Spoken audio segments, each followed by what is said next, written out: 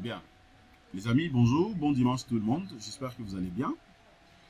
Les amis, nous allons travailler sur un sujet rapidement. Nous allons continuer sur le même projet, le même bâtiment parc complet R+7-D. Alors, aujourd'hui, nous allons voir également une nouvelle leçon. Nous allons donc dimensionner ce qu'on appelle une case d'ascenseur. À l'entrée des jeux, avant de débuter notre formation, j'aimerais justement placer un mot par rapport aux multiples questions que je reçois chaque jour.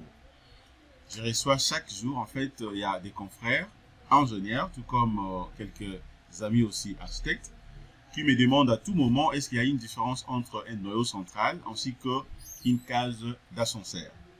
D'autres confrères pensent qu'entre les deux, il n'y a pas une différence. Mais il y a ceux également qui pensent qu'il y a une différence entre les deux. Alors, pour essayer un peu d'expliciter cela, j'aimerais tout simplement vous rappeler d'aller jeter encore une fois de plus un coup d'œil sur nos deux chaînes YouTube. Nous avons premièrement la chaîne Jinkunga Tutoriel, qui est donc une chaîne mère, une chaîne qui répond exactement à toutes vos préoccupations ou problèmes liés dans le domaine du génie civil. Mais aussi, vous avez donc la deuxième chaîne seconde, c'est justement une chaîne qu'on appelle Académie des logiciels d'ingénieurs. Donc, si vous allez dans le dessin que je viens de citer, vous allez donc parcourir, il y a une vidéo que j'ai postée, je crois, si pas une, deux, que j'ai postée là-dessus. J'ai bien expliqué la différence entre les deux, c'est-à-dire ce qu'on appelle le noyau central, mais aussi une case d'ascenseur. Alors, d'autant plus que nous voulons dimensionner en fait donc une case d'ascenseur. Si je vais quand même placer un mot rapidement là-dessus, je ne serai pas long, d'autant plus que j'ai déjà fait des vidéos par rapport à ça. Mais j'aimerais tout simplement vous rappeler qu'il faut savoir au moins qu'il y a une différence entre les deux. Donc, il y a une différence entre un noyau central et une case d'ascenseur. Alors, la différence se situe tout simplement au point de vue modélisation, ça c'est des 1. Des 2 aussi au point de vue, je dirais, fonctionnement. Il faut savoir au moins que le noyau central, généralement, est placé au milieu du bâtiment. C'est comme le nom le dit, c'est un noyau central. Donc, c'est-à-dire que c'est un noyau qu'on place au centre du bâtiment. Ok, donc en fait, c'est les poumons du bâtiment en termes de, à ce qui concerne la résistance. Parce que généralement, si vous voulez modéliser un noyau central, pourquoi on le place au milieu? Justement pour permettre à ce que toutes les poutres, que ce soit les poutres principales ou d'autres poutres secondaires, ok, ou carrément aussi les poutres inclinées, puissent s'appuyer directement sur les noyaux. Ok? Donc, on fait de manière à ce que la majorité des sollicitations soit centrée donc au milieu de ces bâtiments, donc justement sur les noyaux centraux. Raison pour laquelle, pendant déjà sa modélisation, c'est beaucoup plus conseillé que les noyaux soient au milieu. Mais il y a des cas également qu'on peut réaliser un noyau central un tout petit peu incliné. C'est comme si vous étiez en train de réaliser un noyau excentré. Alors, il y a également des conditions ou des notions qu'il faut maîtriser pour réaliser ce qu'on appelle un noyau incliné ou un noyau excentré. Un noyau central excentré, vous pouvez par exemple les réaliser si et seulement si que vous avez un grand bâtiment, ok, un grand bâtiment ayant justement des portées, de grandes portées, ok, ça peut être un bâtiment jumelé, ok, ou un bâtiment symétrique, ok, dont la partie de gauche ressemble également à la partie de droite, et que vous voulez avoir deux noyaux au même moment, alors là, il y a possibilité d'excentrer ça un tout petit peu. Bien sûr, c'est toujours un noyau central, mais cette fois, ça sera un noyau central excentré. Alors, je pourrais peut-être faire aussi d'autres formations là-dessus, à ce qui concerne la modélisation. Comme ça, vous allez bien maîtriser ce que je suis en train de dire. Mais cependant, maintenant, une cage d'ascenseur peut ou ne pas être placée au milieu. Ce n'est pas obligé de placer une cage d'ascenseur au milieu. Par exemple, dans ce projet, les bâtiments R+7-D que nous sommes en train d'exploiter ici, déjà, vous voyez très bien que la cage d'ascenseur n'est pas placée au milieu, puisqu'au milieu, ici, nous avons donc notre piscine. Mais la cage d'ascenseur est là. Ok, c'est justement donc à l'extrême du bâtiment. Ok, c'est de l'autre côté. Ça, c'est des 1. Mais aussi, de 2, il faut comprendre au moins que dans une cage d'ascenseur, les poutres ne s'appuient pas directement sur cette cage d'ascenseur. Puisque le but principal d'une cage d'ascenseur, c'est pas de recevoir les poutres. Non. Mais c'est justement pour permettre à ce que la cabine qui sera placée dedans, ok, puisse travailler normalement. Ok, ça va éviter de manière à ce que vous puissiez avoir peut-être d'autres types de vibrations, mais aussi ça va renforcer en fait la résistance. Ok, puisque vous le savez très bien. Donc, dès que vous placez, vous mettez donc votre ascenseur, ok, au fur et à mesure, le poulie ou la cabine d'ascenseur va monter, tantôt ça monte ou ça descend, ça crée un tout petit peu ce qu'on appelle aussi des vibrations. Alors, pour essayer un peu de soulager cela tant soit peu, raison pour laquelle c'est beaucoup plus conseillé de placer ou de créer tout simplement des voiles qui fera de manière à ce que vous puissiez bien modéliser donc la cage d'ascenseur. Ok? Voilà. Donc, à l'entrée des jeux, les amis, maintenant dans cette formation, ce que nous allons faire, comme je dis, je vais voir, nous allons travailler ensemble avec vous comment, premièrement, trouver dans la cage d'ascenseur la plus sollicitée. Donc, justement, donc, ça sera dans le panneau. Et puis, nous allons passer directement donc au dimensionnement. Déjà, merci de votre fidélité. Si vous êtes prêts, suivez-moi justement après ce générique.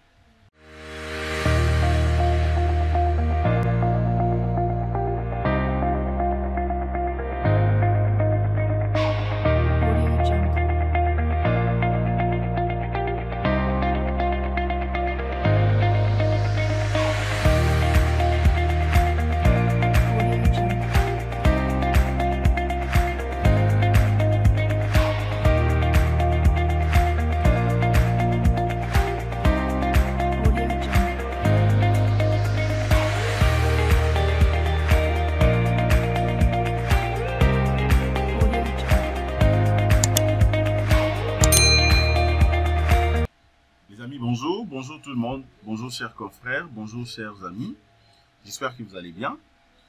Nous allons reprendre nos séries de formations aujourd'hui. Nous allons faire tout simplement une étude de dimensionnement, ok, sur ce projet, les mêmes bâtiments dans le projet Airplus 7.D, qui pas complet.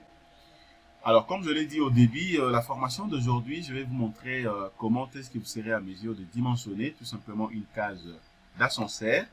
Ok, comme vous le savez très bien, dans cette cage d'ascenseur, donc il y a présence justement de voiles. Il y a présence de voiles, ok. C'est que moi je suis obligé de le faire. Je vais d'abord vérifier, trouver d'abord le voile le plus sollicité, ok, dans le panneau le plus sollicité, et puis je vais passer directement au dimensionnement. C'est là où je peux conclure que je viens de dimensionner donc une cage d'ascenseur. Puisque quand on dit cage d'ascenseur, en réalité, c'est l'ensemble de tout ça. Puisque ici, par exemple, et au dernier niveau ici, vous avez donc, j'ai combien de voiles? Il y a 1, 2, 3, 4 voiles. Donc 4 voiles en termes de facettes. Ok? Maintenant, tous les 4 voiles, dans l'ensemble de tout ça, ça forme directement ce qu'on appelle une cage d'ascenseur. Alors, comment maintenant trouver une cage d'ascenseur déjà la plus sollicitée, ou les panneaux d'ascenseur le plus sollicité, et puis passer au dimensionnement. Les amis, ce que je suis obligé de faire premièrement, je vais procéder de la même façon. Je suis obligé d'abord de chercher comment isoler, ok, isoler donc cette cage d'ascenseur dans son entièreté. Alors pour ce faire, c'est tellement simpliste, je viens ici. Je clique d'abord sur barre, je suis au niveau de la sélection justement. Je suis en train de chercher comment sélectionner, comme je l'ai dit, toutes les cages d'ascenseur. Mais comprenez seulement que je ne peux pas passer directement au dimensionnement comme ça, sans pourtant sélectionner cela. Puisque si par contre que je sélectionne, ça sera donc avantageux pour moi, d'autant plus que je pourrais comprendre directement quel est le panneau le plus exposé ou le panneau le plus sollicité. Donc là, je prends d'abord panneau, puisqu'il s'agit de panneau. Je vais cliquer sur attribut. Je descends là, je vais chercher d'abord le voile d'ascenseur. Voilà, vous avez le voile d'ascenseur. Je clique de l'autre côté pour sélectionner donc tous les voiles. Vous allez voir que toutes les cages d'ascenseur seront sélectionnées, niveau par niveau. Parce que là, je suis en train d'utiliser la sélection spéciale, ok, pour ne pas commettre des erreurs. Donc, avant de passer au dimensionnement, je dois me rassurer au moins que l'élément que j'ai sélectionné, eh ben, c'est le vrai élément à dimensionner. Parce que si par contre que vous n'avez pas respecté cela, vous avez commis une erreur, déjà comprenez que vous n'aurez pas de bons résultats. Regardez, là vous voyez que je viens de sélectionner donc les tout. Ok, j'ai sélectionné dans les tout. Regardez seulement ma partie d'ici, vous allez voir que c'est sélectionné. Vous voyez? C'est sélectionné. Alors maintenant, je suis censé de faire quoi? D'autant plus que cette cage d'ascenseur, ok, est sélectionnée. Alors, je peux maintenant l'isoler. Directement, je l'isole. Je l'isole un peu là. Je vais patienter d'abord puisque je viens de l'isoler déjà. Voilà, donc regardez ce que je suis en train de faire. Donc je l'ai isolé. Et après maintenant, je peux vérifier directement soit sa cartographie. Voilà, je clique là, je veux que ça soit un peu grand. OK. Et là, je vois que hormis ça, il y a également cette poutre qui a été sélectionnée. Donc là, je peux répondre directement ma sélection ici. Je réponds à la sélection seulement de mes cases d'ascenseur. Je reprends encore l'isolement. OK, puisque je refuse de sélectionner d'autres éléments de la structure. Donc, c'est très important de procéder comme ça pour avoir une bonne précision. Là, je peux cliquer dans ma vide. Et après, maintenant, ce que je suis obligé de faire, c'est quoi? Je viens là, je vais prendre résultat. Je descends sur cartographie panneau. Il s'agit bien de panneaux. Je dois vérifier d'abord comment se comportent mes panneaux. Donc, regardez ce que je vais faire là. Je clique. Voilà. Maintenant, déjà, ce niveau ici, il ne faut pas dire que pourquoi j'ai choisi la cartographie des panneaux. Et bien, justement, puisqu'il s'agit de panneaux. Donc, c'est très important de comprendre d'abord comment les panneaux se comportent. Je vérifie d'abord la valeur des moments suivant donc la direction suivant la direction justement de qu'est-ce que je dis. Voilà, là je suis au niveau des extrêmes. Hein. Donc, extrême, d'ailleurs, je vais décocher ça. Je vais prendre directement la valeur des moments. Voilà, extrême, je n'en ai pas besoin. Je clique. Je rentre ici, je prends détail. Voilà, dans le moment suivant la direction de Y d'abord. J'applique. Je dois voir d'abord à quoi ça ressemble. Comme ça, je pourrais avoir une idée claire. OK. Voilà, voici à quoi ça ressemble. Là, ça me donne au moins déjà une idée claire de ce que moi je vais faire. Voilà. Mais pour essayer un peu de comprendre bien les données, je vous conseillerais soit de dézoomer un tout petit peu pour avoir quand même aussi la vue de la légende ici. Vous voyez? Déjà, rien qu'avec ça, j'ai une idée claire. Là, je vois au moins que la valeur max ici est de 82,59. Alors, j'ai déjà une idée. Je m'en vais vérifier aussi suivant la direction des X, puisqu'il faut toujours comparer les moments, hein, puisque là, c'est 82,59. Je ne sais pas, suivant la direction des X, je vois que le max, c'est 30,47. C'est ça, c'est à ce niveau ici. OK? C'est vraiment dans le fond ici. Dans le dernier, sur les derniers panneaux, ou contrairement la dernière case d'ascenseur. Donc c'est ça. Parce que suivant la direction X, Y, voilà, là c'est minimal. Attendez, je dois vérifier d'abord la réaction du sol. Là, ça sera presque nil. Voilà, c'est presque nil, vous savez, d'autant plus qu'il n'y a pas déjà une réaction par rapport à ça. Et puis je prends ça. Donc là, je peux conclure directement que la direction qui me donne un moment max, c'est la direction de Y. Et là, maintenant, je peux dimensionner directement la cage d'ascenseur la plus sollicitée ici. OK, ce qui est justement en bas ici, dans le panneau que vous voyez ici.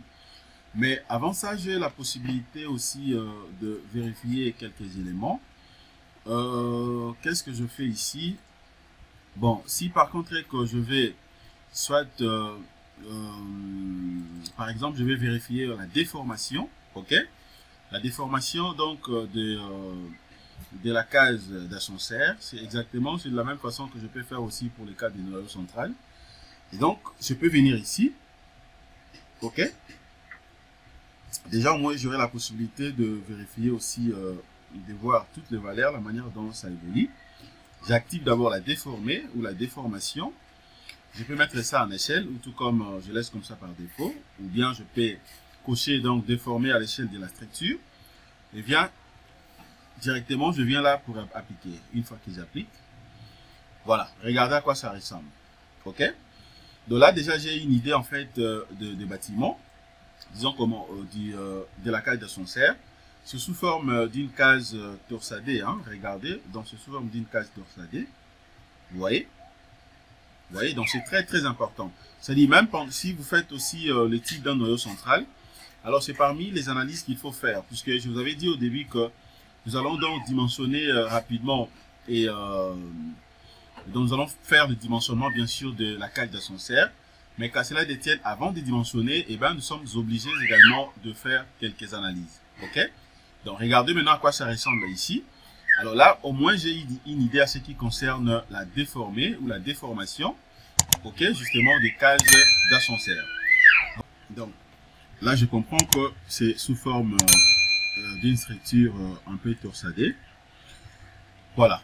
Je peux désactiver ça si je veux que ça se déforme avec l'échelle de la structure. Donc, je peux cocher à partir d'ici. Et puis, je continue directement. Bon, je vais d'abord décocher, puis j'applique. Ok? Et de l'autre côté, vous avez également les choix du dessin. Donc, je peux choisir, par exemple, je peux activer directement ce dessin, ainsi de suite. Alors, pour essayer un peu d'être rapide, je vérifie que la vidéo soit très très longue. Sinon, alors, j'allais vous montrer plusieurs trucs ici. Je vais rentrer d'abord au niveau de la structure. Je prends valeur et puis j'applique. Voilà. Ok, et puis, voilà, donc je clique également ici. Voilà. Attendez, je vais rentrer d'abord au niveau de la déformation. J'applique encore cette fois-ci. Je vais voir un peu entrer ici. Ok, regardez à quoi ça ressemble. Voilà, c'est bon. Voilà. Maintenant, je peux passer donc au dimensionnement. Étant donné que la valeur max trouvée ici est connue, donc j'ai déjà repéré donc les panneaux en question. Et maintenant, ce que je suis obligé de faire, c'est quoi? Je vais d'abord rentrer au niveau sur détail. Je vais décocher le moment. J'applique. Je ferme ça. Je prends directement donc le voile en question. Ok. Donc je suis au niveau de sheet cage. Hein, donc c'est vraiment et au niveau de là je suis dans les sous-sols. Dans les sous-sols. Et puis là je vais passer maintenant au dimensionnement. Ok. Alors, au niveau du dimensionnement, maintenant, je suis censé de faire quoi? Avant d'y passer, je viens sur, justement, ferraillage théorique dalle voile en béton armé. Je clique d'abord sur le paramètre réglementaire. Et puis, je vais cliquer sur, OK, définir un nouveau type de ferraillage. D'abord, les noms ici, je sais que c'est un voile des cases d'ascenseur. Alors, moi, je peux nommer ça comment? Bon, je le nomme quand même comme ça, voile, case d'ascenseur. Case d'ascenseur. Voilà, il faut être un peu fort dans les nomenclatures, d'autant plus que si vous avez un projet un peu complexe. Voilà, je prends donc type de calcul. De l'autre côté, je clique, je vais travailler avec le béton 20, ok. Comme on avait commencé dès le début, je vais confirmer le poids volumique 2500. Voilà, classe d'acier, je prends haute adhérence 400. Là, il n'y a pas de problème. Paramètre, les laisse ici. Voilà, donc je laisse la flèche par défaut, donc inférieure à 3 cm. Déjà, c'est bon pour moi. Je suis dans une fissuration préjudiciable. Ok, là c'est également préjudiciable. Au niveau du ferraillage ici, je laisse par défaut diamètre de barre minimal, barre de 12. Ok, tout comme ça dépend, je fais soit confirmer barre de 10, ou également je laisse 12. L'enrobage par défaut 3 cm, c'est bon. Je clique sur ajouter. Ok, et puis ça je peux fermer. Voilà, c'est ça déjà. Je retiens tout simplement le numéro du panneau. Et puis là, j'applique. C'est déjà entré. Je peux fermer ça. Je sélectionne à nouveau. Voilà, le numéro apparaît de l'autre côté. Je viens sur dimensionnement. Alors, cette fois-ci, je prends maintenant ferraillage théorique dalle voile en béton armé. Je clique. Voilà, retenez très bien les étapes hein, pour ne pas commettre des erreurs, puisque ce qui est un peu aberrant est que les bémols dans le dimensionnement, ce n'est que si et seulement si vous n'avez pas bien maîtrisé ce qu'il faut faire. Vous voyez, c'est pas intéressant puisque vous allez commettre beaucoup d'erreurs. Je vais encore une fois de plus isoler la cage d'ascenseur. Trouvez ici, dans les panneaux les plus sollicités. Voilà, voilà. C'est ça, c'est bien. Alors, je vais maintenant copier, coller en fait les numéros du panneau que j'avais sélectionné déjà au début. Et puis, je lance maintenant les calculs.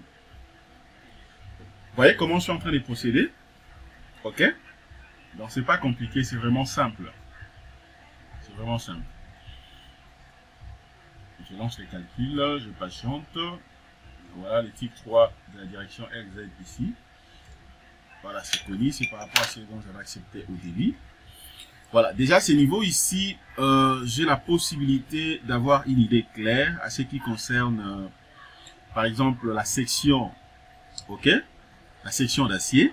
Mais comprenez que ici, je peux vérifier seulement les sections d'acier théoriques et non réelles. Vous voyez, puisqu'il y a la section d'acier théorique et réelle. Alors, pour bien comprendre cette notion, allez sur ma chaîne YouTube, Jikuka Tutoriel et Académie de logiciels d'ingénieurs. Vous allez voir que j'ai expliqué tout ça dans une formation où on a dimensionné dans la dalle. Alors là, je vais passer au dimensionnement. Je prends maintenant ferrillage réel, élément béton armé.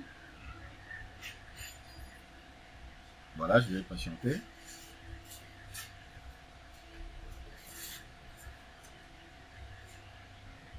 Ok, je patiente. Voilà, c'est super. Je clique sur OK. J'accepte la combinaison. Voilà, regardez, vous allez voir que tout est OK. Alors, je commence d'abord par les noms. Comme j'avais dit, les noms, je mets voile, voile cage, d'ascenseur. Voilà. Déjà, ce qui concerne les dimensions, la longueur reste la même, 2,5 m. La hauteur reste la même, 3 mètres. L'épaisseur reste la même, de 15 cm. La hauteur de la couronne ici, donc je n'en ai pas besoin. Est-ce que à gauche, ok, c'est très important de maîtriser ça. Ok? Parce que de part et d'autre, il y a des appuis. Comprenez que là, nous sommes dans les sous-sols. Dans les sous-sols, vous allez comprendre que en réalité, les panneaux ici, ok, on avait tout simplement une colonne ici à gauche. Une colonne à gauche, mais de l'autre côté, c'était libre. Puisque ce sont des panneaux, justement, de la cage d'ascenseur. Donc, je viens là. Ok, j'accepte là, oui. Alors, la base, ici, c'était de... La base, ici, c'était de combien? Je crois que c'était de 35. 35, c'était 35 fois 45. Donc, 35 fois 45. Voilà. Et puis, j'applique. Ok, c'est bon. Maintenant, ça reste quoi? L'ouverture, je n'en ai pas besoin puisqu'il n'y a pas présence d'ouverture ici. Sinon, alors, j'allais mettre les noms et puis je crée directement. Là, c'est bon. Je passe maintenant au paramétrage. Je prends un paramètre de l'étage ici. Je clique une seule fois. Voilà, là, j'ai pas de problème. Intermédiaire. Milieu, je prends agressive. Ok. Et puis là, je laisse niveau inférieur puisque je suis justement dans sa partie inférieure. Voilà, ici je vais enregistrer sous les noms des projets finis. Ok, puis je clique sur OK. Je prends maintenant option des calculs. L'arrobage par défaut est 1 cm. Je me dis non, je prends 3 cm. J'active ça. La méthode de calcul ici, je vais calculer l'ouvrage en fait en flexion composée ou flexion simple. Voilà, je prends d'abord composé, je vais voir, je sais que simple déjà c'est bon, mais je commence d'abord avec flexion composée, je vais voir ce qu'il va me proposer. Voilà, là je peux modifier seulement le diamètre des barres. Il s'agit des voiles, donc je prends 10 et 12. Là je rentre là, je peux prendre 6 et 8. Voilà, treillis soudé, je n'en ai pas besoin, hein, je n'en ai pas besoin, donc ça me porte P. Alors je vais enregistrer ça sous projet fini, ok. Disposition de ferraillage. Disposition de ferraillage ici, la méthode dans le mode de ferraillage ici, armature et répartition ou armature répartie, sera tout simplement des barres. Les barres, c'est bon. Alors, armature de peau, toujours ou jamais, donc ça dépend de ce que vous voulez avoir. Moi, j'accepte toujours, je vais avoir ça. Ok. L'espacement ici, je laisse d'abord par défaut. Je vais voir ce que le logiciel va me proposer. Négliger les conditions réglementaires. Vous voulez négliger ça? Cochez. Si par contre non, vous refusez. Treillis soudé, je n'en ai pas besoin. Là non plus. Voilà. Armature symétrique, c'est celle que je vais avoir. Le diamètre, il fera des choix. L'espacement, je laisse par défaut. Et puis, forme de crochet, tout ça, je laisse comme ça par défaut. Je vais confirmer projet fini. Je clique sur OK. Voilà, là déjà c'est bon. Maintenant, je peux vérifier tout simplement la charge ici. C'est aussi bon, je n'ai pas de problème. Alors, je viens là sur analyse, paramètres de dessin. Paramètres de dessin ici. Donc, je clique là, je vais cocher nombre plus diamètre. J'accepte aussi la description. Voilà, je confirme le projet fini. Et puis, OK. Voilà, là c'est bon. Je lance maintenant les calculs. Je vais voir à quoi ça ressemble le plan d'exécution. Ok, je vais voir ce que le logiciel va me proposer. Voilà. Vu la géométrie de l'élément et les rayons de centrage de barres d'armature, les armatures de type U ayant le diamètre 12 n'ont pas pu être générées. J'accepte. Ok, c'est un avertissement. Alors, je peux soit rentrer ici. Je peux rentrer ici. Je viens sur l'option de calcul. Treillis, armature ici. Armature symétrique. Ok, je confirme. Je prends barre. Voilà, je vais enlever. Je prends que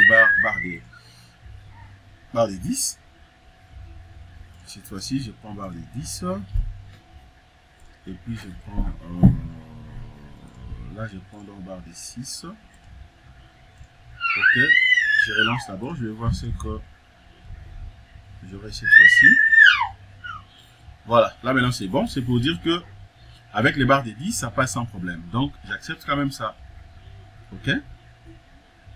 Donc, voilà. Vous avez déjà donc vos coupes. Tout est bien détaillé. Ok. Une coupe AA. Vous avez aussi une coupe BB avec tous les détails possibles. Voilà, donc les amis, c'est comme ça que vous serez à mesure justement de dimensionner une case d'ascenseur. Ok, aussitôt que vous avez bien trouvé en fait le panneau le plus sollicité. Voilà, je vais rentrer là, je m'en vais d'abord voir schéma des charges, là il n'y a pas de problème. Je vérifie d'abord le ferraillage. Ok, je vais voir un peu le ferraillage, à quoi ça ressemble. Voilà. Regardez ce qu'il a fait au niveau de la colonne. Hein. Vous voyez, donc il a vraiment respecté ce qu'il faut. Au niveau de la colonne placée ici, vous voyez ce qu'il a fait.